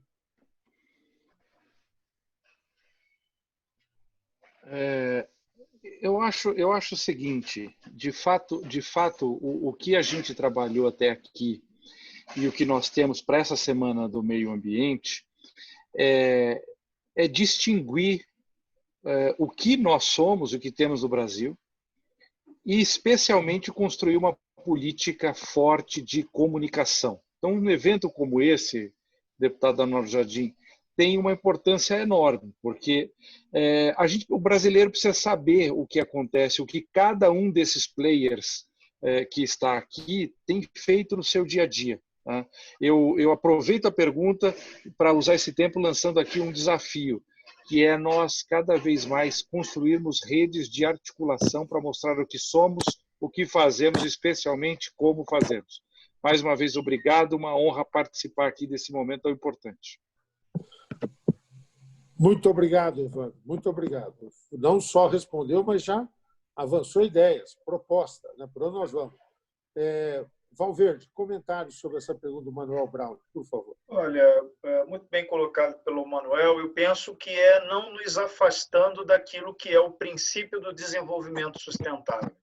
Eu penso que, seguindo por ele, harmonizando, o doutor Orlando Melo Castro aqui também bem colocou a questão do olhar econômico, social e ambiental. Muito se teme por retrocessos nessas grandes conquistas que nós fizemos, que não cabe extremismo, cabe nós seguirmos por um caminho que equilibre, que mantenha a harmonização entre o desenvolvimento econômico, a justiça social e a preservação ambiental.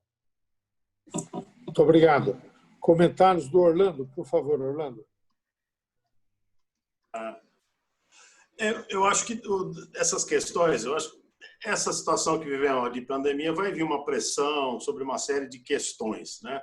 O que nós não podemos é permitir que se queira legislar demais sobre determinadas coisas.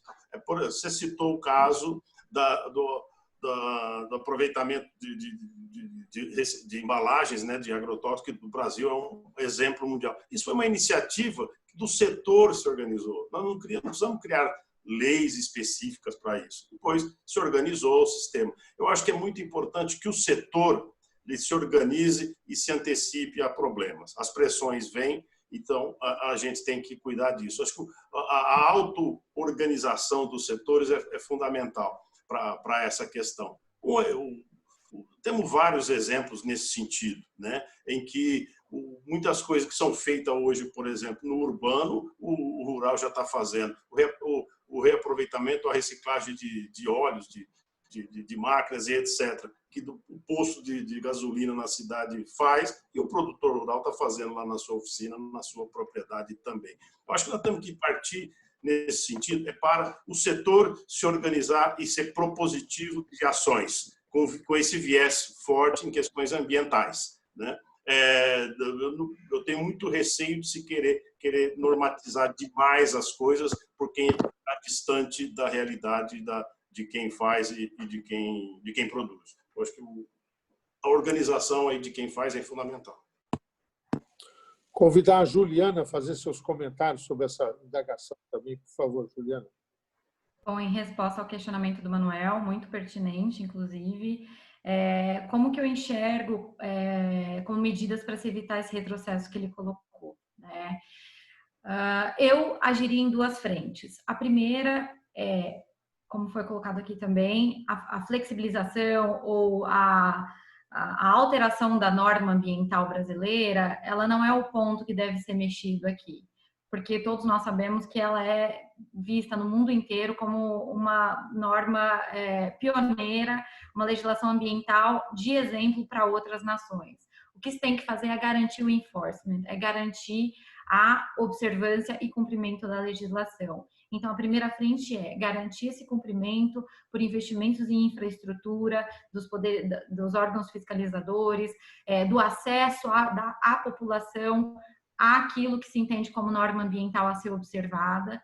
E um outro viés de atuação que eu sugiro para se evitar esse retrocesso é focar, e aí vem o que eu falei na minha exposição, não somente nos mecanismos de comando e controle, mas também nos instrumentos econômicos, para que seja atrativo ao setor privado e à comunidade o cumprimento da norma ambiental, para que não seja necessária uma flexibilização para que ela seja cumprida, mas para que ela seja atraente no seu cumprimento. E eu acho que instrumentos econômicos são ideais para isso. Muito obrigado, Juliana. Eu vou me permitir aí, é quase que a rodada final, e eu vou fazer uma pergunta a cada um dos nossos debatedores aí. Vou seguir na mesma sequência aí e pedir que eles façam aí. Tem uma ou outra pergunta que nós não vamos conseguir responder todas aí. Quem desejar depois pode nos mandar e a gente responde ou passa ao debatedor, tá bem? Primeiro, para o querido Evandro Gussa, agradecendo mais uma vez ter ficado conosco o tempo todo, chegou pontualmente no começo, ficou aí. Evandro, nós estamos vivendo esse momento todo da pandemia, o setor sucroenergético passou por uma crise muito grande, com essa queda de demanda que ocorreu, toda essa alteração nos preços dos combustíveis do ponto de vista internacional. Me diga uma coisa, RenovaBio, a implantação do RenovaBio e como tornar o etanol cada vez mais um combustível reconhecido e fortalecido internacionalmente. Como é que você tem conduzido o trabalho nesse sentido, Evandro? Por favor. Bom, o RenovaBio não sofreu aí problemas estruturais com a pandemia. O setor soube dividir os seus problemas circunstanciais das questões estruturais, pensando nesse processo da pandemia como uma turbulência num voo intercontinental, ou seja, um desvio tático, mas a gente tem uma rota segura para o futuro. Você vê que não há uma voz que, mesmo com todo esse drama da pandemia, descarte a necessidade de redução de agentes geradores de aquecimento global e, consequente, mudanças climáticas. Pelo contrário. Então, o mundo será ainda mais exigente depois da pandemia. E o nosso desafio é mostrar o que o etanol é.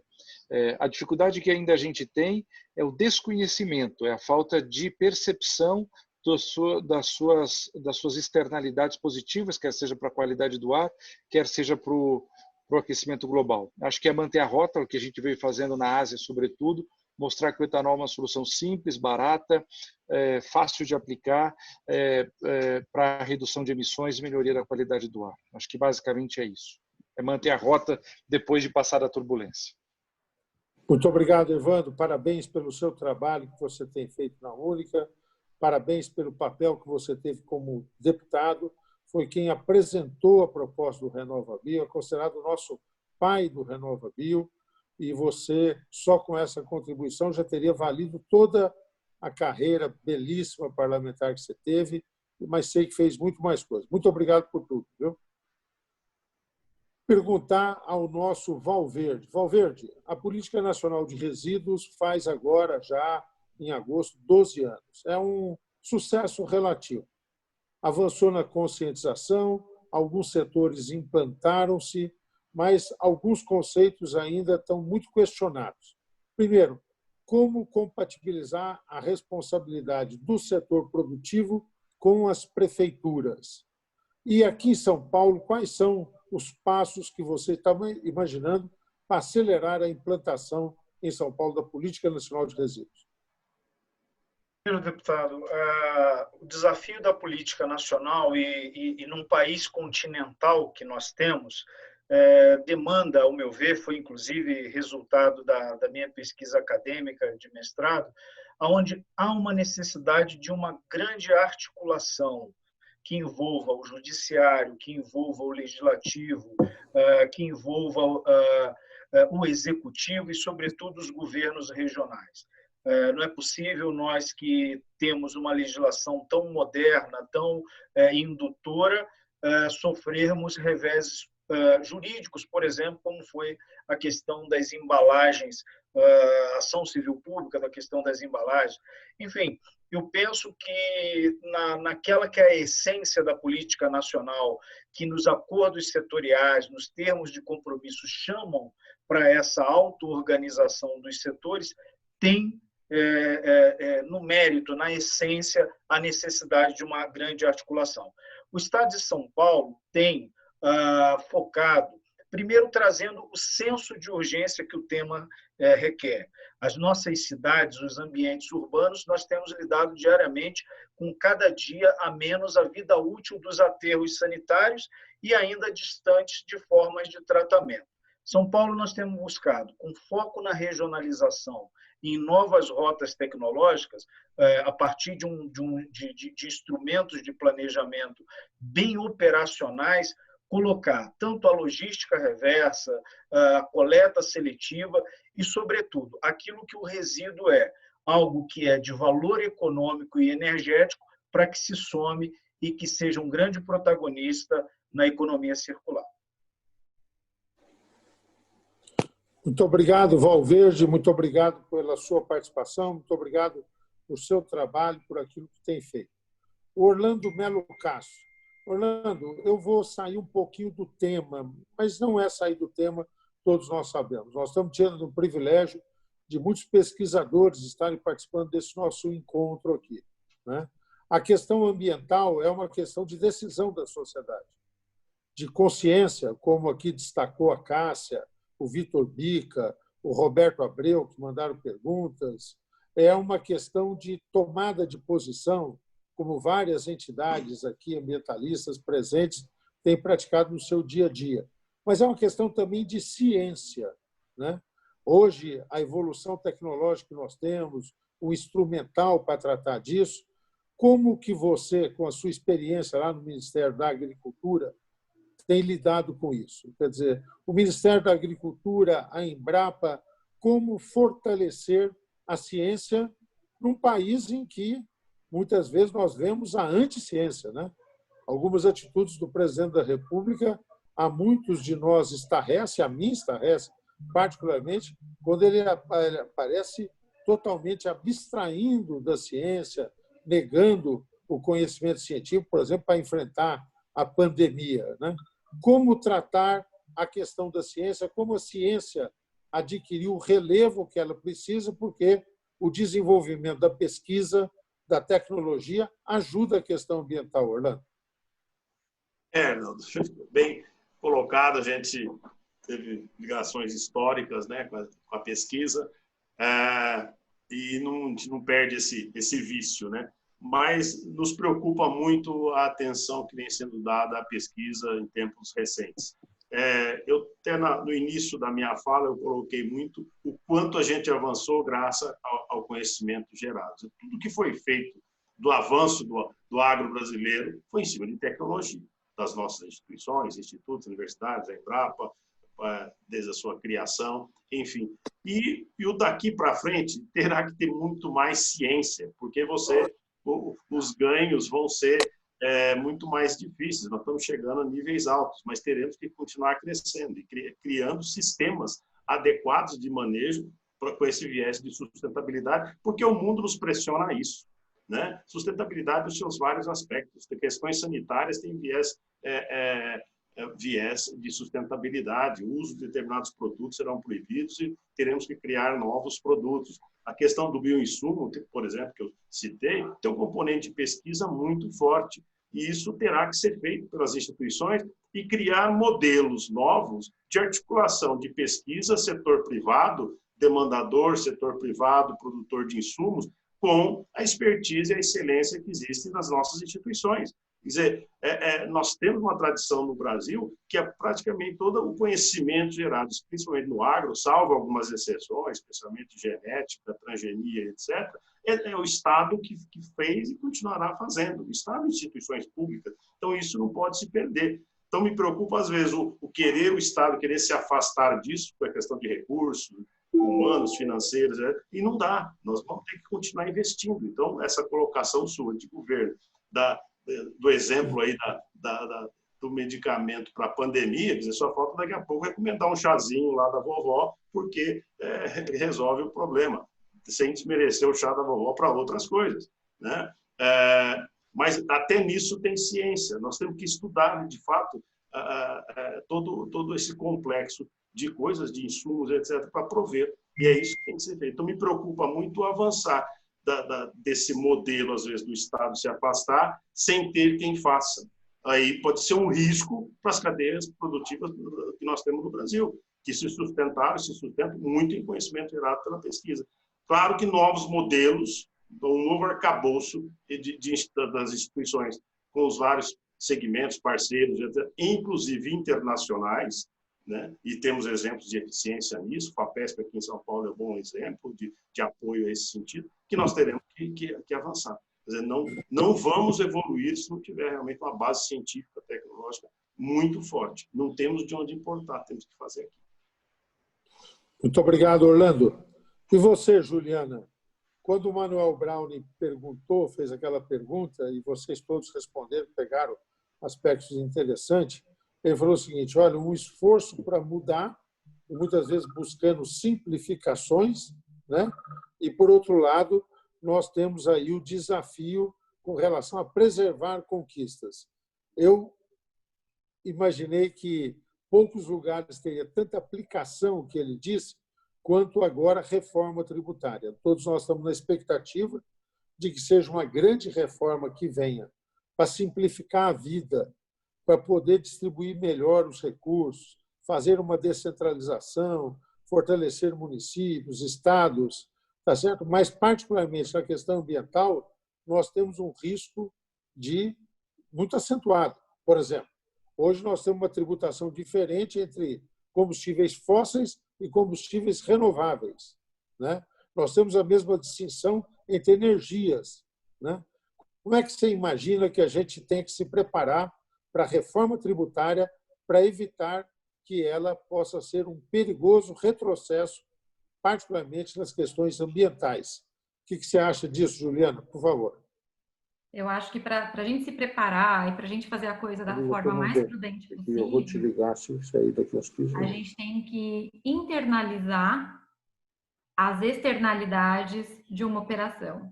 Isso é, você tem que arcar com aquele impacto que você causa no meio ambiente. E a forma da tributação verde operar é exatamente isso. É você internalizar os seus impactos, é você arcar com eles e te estimular, inclusive, a adotar medidas mais sustentáveis na hora de operar. Então, eu acho que para a gente ter uma ótima implementação da tributação verde de uma forma consolidada no nosso país, a gente tem que ter em mente exatamente isso. Qual é o objetivo final dela, né? E o objetivo final da tributação verde é incentivar a sustentabilidade. Muito obrigado. Meus amigos e minhas amigas, faltam 2 minutos para as 4 horas, estamos sendo pontuais, tá certo? Foi muito bacana, tanta gente que aqui veio, participou, perguntas que vieram. Quero mais uma vez reiterar meu profundo agradecimento aos nossos debatedores. Evandro Gussi, muito obrigado, Evandro. Orlando Melo Castro, José Valverde, Juliana Marcus, muito obrigado, Juliana. Tá? Muito obrigado a cada um de vocês que fizeram apresentações consistentes, participaram do debate. E a todos vocês que vieram participar conosco. Eu sei que todos estão metidos em muitas atividades. O Marcelo Morante da Embrapa já colocou aí no nosso bate-papo. O evento é na próxima sexta-feira, das 10h30 às 12 horas. Em nome dele, me permito reiterar o convite. São várias atividades ao longo da semana. Vamos delas participar, convictos de que essa mudança da forma de produzir, de consumir, com sustentabilidade, a economia circular, tudo isso veio para ficar. E o nosso país tem que pegar isso com as duas mãos, porque nós podemos realmente ser os líderes desse processo em termos mundiais, gerando emprego, criando oportunidades, sendo uma alavanca para a retomada do crescimento pós-crise. Muito obrigado a todos vocês. Grande abraço. Muito obrigado.